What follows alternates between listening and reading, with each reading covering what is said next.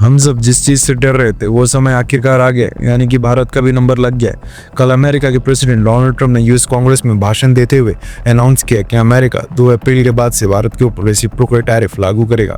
Trump ने अपनी speech में भारत के ऑटो सेक्टर को खास तौर पर मेंशन किया है और कहा है कि भारत अमेरिका से आने वाली गाड़ियों के ऊपर 100% से भी ज्यादा टैरिफ लगाता है। ट्रंप ने इस बात को काफी प्रोमिनेंटली हाईलाइट किया है। अब सोचने वाली बात यह है कि भारत सरकार कार्स, बसेस, ट्रक्स और 2 व्हीलर्स के इंपोर्ट के ऊपर कितना टैक्स ले रही है, जो डोनाल्ड ट्रंप को इतनी दिक्कत हो रही है। आप जो स्क्रीनशॉट अपनी स्क्रीन पर देख रहे हैं, ये society of Indian automobile manufacturers की वेबसाइट का है। अगर कोई व्यक्ति भारत में किसी फॉरेन कंट्री से यूज कार इंपोर्ट करता है तो उसको 125% की कस्टम ड्यूटी पे करनी पड़ती है। मतलब अगर अमेरिका से कोई यूज्ड कार इंपोर्ट होती है और उसकी प्राइस 50 लाख है तो भारत की सरकार उसके ऊपर 62,50,000 की कस्टम ड्यूटी चार्ज करेगी।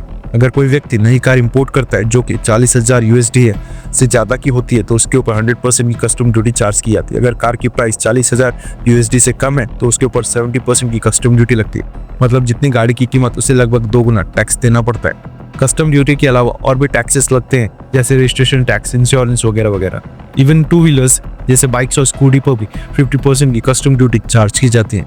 हैवी व्हीकल्स जैसे ट्रक्स और बसेस के ऊपर 40% की कस्टम ड्यूटी लगती है। भारत सरकार चाहती है कि फॉरेन कार मैन्युफैक्चरर्स यहाँ आकर मैन्युफैक्चरिंग सेटअप करें और यहीं से एक्सपोर्ट करें।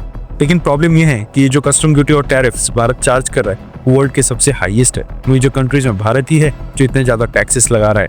अमेरिका की कार, बाइक और ट्रक मैन्युफैक्चरिंग कंपनीज को भारत के हाई टैक्सेस की वजह से मार्केट में एंट्री नहीं मिल रही। अमेरिका से हम 50 से 60 मिलियन $US का ऑटो इंपोर्ट करते हैं, लेकिन भारत हर साल 3 से 4 बिलियन $US का ऑटो एक्सपोर्ट अमेरिका को करता है। अब डोनाल्ड ट्रंप के अप्रैल 2 के अनाउंसमेंट का मतलब यह है कि जो 3 से 4 बिलियन $US का एक्सपोर्ट हो रहा था वो बंद हो सकता है, क्योंकि हाई रेसिप्रोकल टैरिफ की वजह से कोई भी इंडियन प्रोडक्ट अमेरिका में इंपोर्ट नहीं करेगा।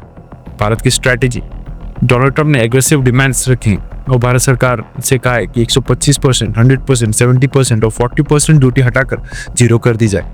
डोनाल्ड ट्रंप के इस अनाउंसमेंट के बाद भारत सरकार ने इमरजेंसी मीटिंग बुलाई, जिसे पीएम नरेंद्र मोदी, वित्त मंत्री, वाणिज्य मंत्री और विदेश मंत्री शामिल हुए।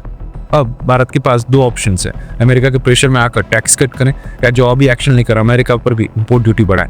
अभी सरकार ने अमेरिका से बातचीत करने का फैसला किया, लेकिन सोर्सेस कह रहे हैं कि भारत किसी भी हाल में अपनी ऑटो इंडस्ट्री को नुकसान नहीं होने देगा। अभी देखना होगा कि भारत इस ट्रेड वॉर को झेल पाएगा या नहीं।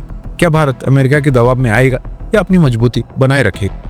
अब देखने वाली बात यह होगी कि क्या भारत इस ट्रेड वॉर को झेल पाएगा या ट्रंप के इस फैसले से भारतीय ऑटोमोबाइल इंडस्ट्री को भारी नुकसान झेलना पड़ेगा। क्या भारत अमेरिका के दबाव में आएगा या फिर मजबूती से अपनी स्थिति को बनाए रखेगा? यह आने वाले कुछ हफ्तों में साफ हो जाएगा। आपकी राय में भारत को क्या करना चाहिए, जवाबी एक्शन या बातचीत से हल?